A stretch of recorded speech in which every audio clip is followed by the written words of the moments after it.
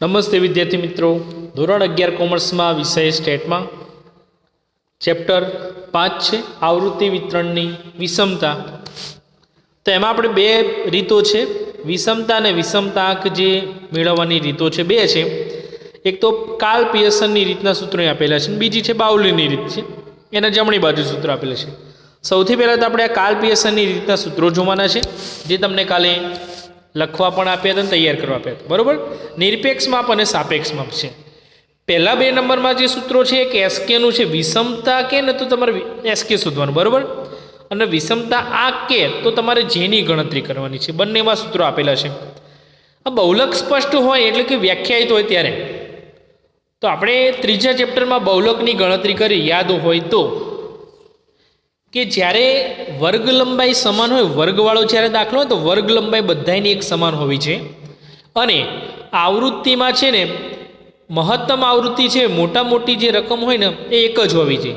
ત્યારે આપણે જે દાખલો છે આ પહેલાં બે સૂત્રો છે એસકે અને નીચે જે વાળું છે એના આધારે આપણે એની ગણતરી છે કરી શકીએ છીએ. ફરી બરાબર, આ બંને સૂત્રોને આધારે યાદ રાખજો એસકે અને જે વાળા છે. જ્યારે બહુલક સ્પષ્ટ હોય ત્યારે અથવા તો તમને રકમ સંખ્યા આપેલી હોય ત્યારે એની ગણતરી કરી શકાય છે. એ જ રીતે આપણે વર્ગ વગરનો દાખલો હોય ને ખાનાવાળો હોય, એક્સ અને એફ હોય ત્યારે, બરાબર છે. તો એમાં તમને રકમ જે આવૃત્તિમાં મહત્તમ આવૃત્તિ એક જ આપી હોય તો આપણે આ સૂત્રને આધારે એની ગણતરી કરી શકીએ છીએ. પણ આમાં શોધવાનું શું તમારે આવે છે? એક્સ બાર, બરાબર, મધ્યક, પછી બહુલક છે એમ ઓ એટલે બહુલક થાય, અને અહીંયા જે છેદમાં એસ આપેલું છે જો, તો પ્રમાણિત વિચલન શોધવાનું થશે તમારે, બરાબર છે. બીજું એમ કીધું તમને અહીંયા કે બહુલક છે બે કે તેથી વધારે હોય અથવા બહુલક છે અસ્પષ્ટ હોય ત્યારે આ તમારે એસકેનું આ સૂત્ર લેવાનું, નીચે જે વાળું છે એ આ રીતે સૂત્ર લેવાનું થશે તમારે, બરાબર છે. એસકેનું ઉપર પ્રમાણે 3 કૌંસમાં એક્સ બાર માઇનસ મધ્ય શોધવાનું. અહીંયા એક્સ બાર તો છે જ બંનેમાં, પણ એ મધ્ય શોધવાનું છે. અને જે વાળા સૂત્રમાં તો બધું જ છે, મધ્ય શોધવાનો, એક્સ બાર એ શોધવાનો અને એસ એ શોધવાનો છે. આ બહુલક અસ્પષ્ટ એટલે વર્ગ લંબાઈ સમાન ના હોય, વર્ગની છે. ત્યારબાદ જે આવૃત્તિ હોય એમાં મહત્તમ આવૃત્તિ છે એક કરતાં વધુ વખત આવતી હોય, 45 હોય, 2 વાર હોય, 3 વાર હોય ત્યારે આપણે આ સૂત્ર લેતા, બરાબર, યાદ હોય તો બહુલકનું આપણે સૂત્ર લેવામાં આવતું ત્યારે, બરાબર છે, 3m - 2x બાર, બરાબર, આ સૂત્ર લેતા. પણ આપણે એ બહુલક નહીં શોધવાનું, ત્યારે મધ્ય શોધવાનું એમ. જ્યારે વર્ગ લંબાઈ સમાન ના હોય અને આવૃત્તિ છે મહત્તમ આવૃત્તિ 2 હોય, મહત્તમ આવૃત્તિ તમને 2 વખત આપીએ, 45 2 વખત હોય એમ, બરાબર છે, ત્યારે આપણે એસકે વાળું જે સૂત્ર છે આ બીજા નંબરનું બંનેમાં લેવાનું અને છે વાળું છે, બરાબર. તો શરૂઆત આપણે ઉદાહરણથી કરીએ છીએ અને તમને સ્વાધ્યાયમાં જે દાખલા નંબર છે એ રીતે તમારે ગણવાનો થશે.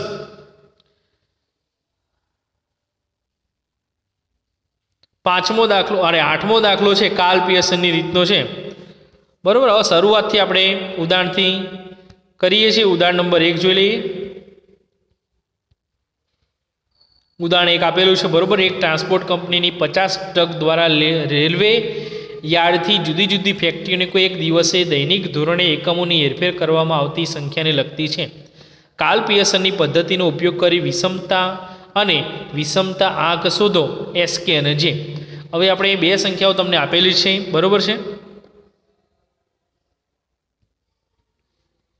આપણને આપેલી સંખ્યા એટલે એક્સ અને એફ વર્ગ વગરની રકમ છે. હવે 11 છે ને એ મહત્તમ આવે છે, જોઈ લો, બરાબર છે. એટલે સ્પષ્ટ આ વ્યાખ્યાયિત છે. આપણે અહીંયા બહુલક તમને આપી દીધો છે, બરાબર છે. બહુલક આપણે અહીંયા 160 લેવાય, જો નીચે તમને ગણતરીમાં આપેલું જ હશે, બરાબર છે. બહુલકમાં જો સીધું મહત્તમ આવૃત્તિ 11 હોવાથી બહુલકની જે રકમ છે 160 થાય છે. પછી મધ્યકની ગણતરી અને પ્રમાણિત વિચલન એસની ગણતરી કરવાની. હવે જ્યારે આવી રકમ હોય તો તમારે ખાના આ પ્રમાણે દોરવાના થશે, જે અહીંયા આપેલા છે આ રીતે.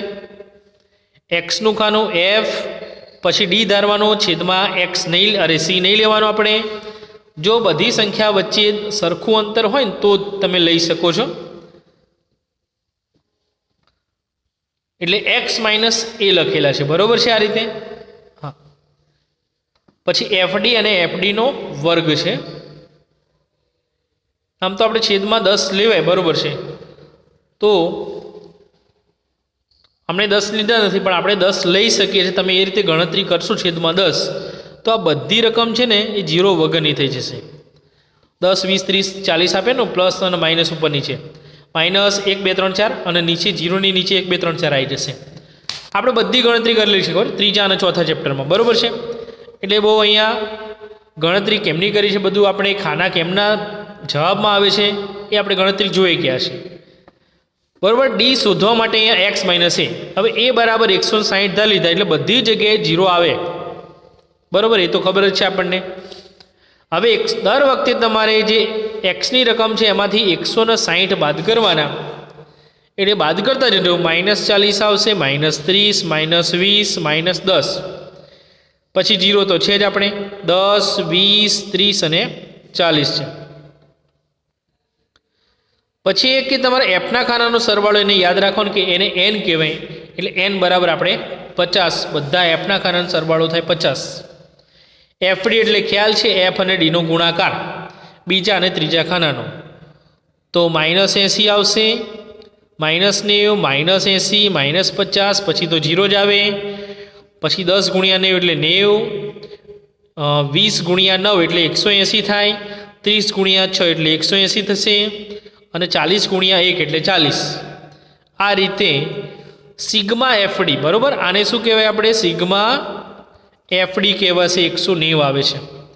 એક્સ બારનું આપણે જ્યારે ગણતરી કરશું તો એમાં એફડીની જે ખાનાનો સરવાળો એને સિગ્મા એફડી કહેવાય, તે આપણે એની ગણતરી જોઈશું. ત્યારબાદ એફડીનો વર્ગ એટલે તો એફડી ગુણ્યા ડી, બરાબર છે. આ રીતે એફડીનો વર્ગ થાય છે, એટલે યાદ રાખવાનું તમારે. છેલ્લા બે ખાનાનો ગુણાકાર અહીંયા થાય, એફડી અને ડીનો છે, બરાબર છે. એને એફડીનો વર્ગ કહેવાય. તો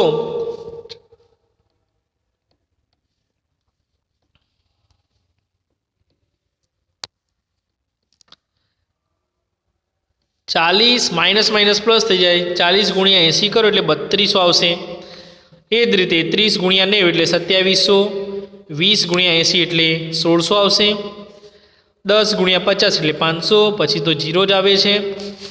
એ જ રીતે 10 ગુણ્યા 90 એટલે 900, 20 ગુણ્યા 180 એટલે 3600, ત્યારબાદ 30 ગુણ્યા 180 એટલે 5400 અને 40 ગુણ્યા 40 એટલે 1600. આ રીતે સરવાળો કેટલો થાય? સિગ્મા એફડીનો વર્ગ થશે, બરાબર. 19500. ખાનાની ગણતરી કર્યા પછી હવે આપણે સૂત્ર અહીંયા જોઈએ છે. મધ્યકની ગણતરીનું સૂત્ર આવું આવશે: એ વત્તા સિગ્મા એફડી ભાગ્યા એન. એ એટલે 160 ધાર્યા હતા, પછી આપણે 90 લેવાના છે સિગ્મા એફડીની જગ્યાએ. એન એટલે કેટલા છે? 50. 160 વત્તા 190 ને 50 વડે ભાગે એટલે 3.8. સરવાળો કરીએ છીએ બંનેનો, 163.8. એટલે એક્સ બારનો જવાબ કેટલો આવશે? 163.8. એકમ ફરજિયાત લખવાનું, બરાબર. આપણે જે અહીંયા એકમ તમને આપેલું છે, જો હેરફેરના એકમોની સંખ્યા, એટલે તમારે એકમ દરેક જવાબમાં લખવાનું થશે. ત્યાર પછી બહુલક જે આપણે શોધ્યું હતું તો ખબર જ છે કે મહત્તમ આવૃત્તિમાં જે એક્સની રકમ હોય એ બહુલકનો જવાબ થાય. ત્યારબાદ સૂત્ર લખી નાખ્યું: એસનું વર્ગમૂળમાં સિગ્મા એફડીનો વર્ગ એટલે કેટલા? 19500. એન એટલે 50 માઇનસ કૌંસની અંદર સિગ્મા એફડી એટલે 190 લખવાના, છેદમાં 50 એની 12 વર્ગ કરવાનો, બરાબર. યાદ રાખજો. ગુણ્યા સી નથી અહીંયા લીધા, પણ જો આપણે લેવા હોય તો 10 લઈ શકાય. બધા વચ્ચે 10નું અંતર હતું તો તમારે -1 2 3 4 આવશે અને છેદમાં 1 2 3 4 આવશે. આપણને અહીંયા ડીમાં 10 20 30 40 આપ્યા છે, પ્લસ અને માઇનસમાં, બરાબર છે. સી તમારે લો ડી શોધવા માટે, એક્સ માઇનસ એ છેદમાં સી, તો આપણે આ સૂત્ર આપણે લેવાનું થાય, ગુણ્યા સી વાળું છે. હવે પહેલાં ભાગાકાર કર્યો તો 390 આવે છે, માઇનસ 190નો વર્ગ અને 50નો વર્ગ કરીને ભાગાકાર કરો, યાદ રાખજો. 14.44 એટલે આવે છે. અથવા તમે 190 ને 50 વડે ભાગી નાખવાના પહેલાં, બરાબર છે. ત્યાર પછી જે ગુણાકાર આવશે બંનેનો છે,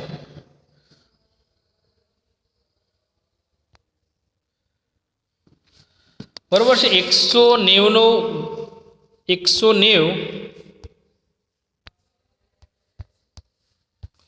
ભાગ્યા 50 એટલે 3.8 આવે ને. હવે ગુણ્યા 3 પોઈન્ટ આપણે 8 કરીએ છીએ, બરોબર છે. બરોબર 14.44 છે. આ રીતે આપણો જવાબ છે અહીંયા આવે છે. બરોબર. આ તમને ગણતરી બતાવી દીધી. તમારે કેલ્ક્યુલેટરમાં રીતે ગણતરી કરો ને 190 50 વડે ભાગવાના 3.8 આવશે. હવે એનો વર્ગ કરો એટલે 2 વાર ગુણાકાર કરવાનો 3.8નો 14.44. હવે 390માંથી 14.44 બાદ કરીએ 375.56 એનું વર્ગમૂળ આવશે 19.3794. 37 પછી 9 છે એટલે આપણો જવાબ જે આવે છે અહીંયા 19.38 એકમ. હવે આ ત્રણેય વસ્તુ આવી ગઈ, બરોબર છે. હવે બહુલક શોધ્યો, એક્સ બાર શોધી નાખ્યા અને એસ છે. હવે આપણે બંને જવાબ શોધવાના છે. એસકેનો પણ છે અને જેનો પણ છે. તો એસકેનું આપણે આ સૂત્ર લીધું x bar minus MO 163.8 minus 160 એટલે કેટલો આવશે જવાબ આપણો એસકેનો 3.8 એકમ આવે છે, બરોબર છે. એ જ રીતે જેનું સૂત્ર લખ્યું વિષમતાંક એક્સ બાર માઇનસ એમઓ છેદમાં એસ. તમારે આવી ગણતરી ન કરવી હોય તો આ જે જવાબ હતો આપણો એનો કેટલો 3.8 તમે સીધા લખી શકો અહીંયા, બરોબર. 3.8 ભાગ્યા 19.38 કરો એટલે 0.1961 પણ 19 પછી 6 આપેલા છે એટલે આપણો જવાબ કેટલો આવશે 0.20. અહીંયા તમે જ્યારે શોધો જવાબ વિષમતા આંક એટલે કે જેનો, ત્યારે તમારે કોઈ એકમ લખવાનો થશે નહીં, બરોબર છે. આ રીતે અને યાદ રાખજો કે આ જવાબ આપણો પ્લસમાં આવે જેનો, બરોબર. વિષમતા આંકનો જવાબ જ્યારે પ્લસમાં આવે ત્યારે તમારે આવું લખવાનું નીચે, જ્યારે આપણને અર્થઘટન કીધું હોય ને ત્યારે છે, બરોબર છે. તો આપેલ આવૃત્તિ વિતરણ છે ધન વિષમતા ધરાવે છે, બરોબર. તમારે એવું લખવાનું થશે અર્થઘટન કીધું હોય ત્યારે, બરોબર. આ રીતે ઉદાહરણ નંબર 1 જોઈ ગયા. વિભાગ ડીનો દાખલા નંબર 8 છે. તમારે આ રીતે ઉદાહરણ 1ની રીતે ગણી નાખવાનું. ઓકે.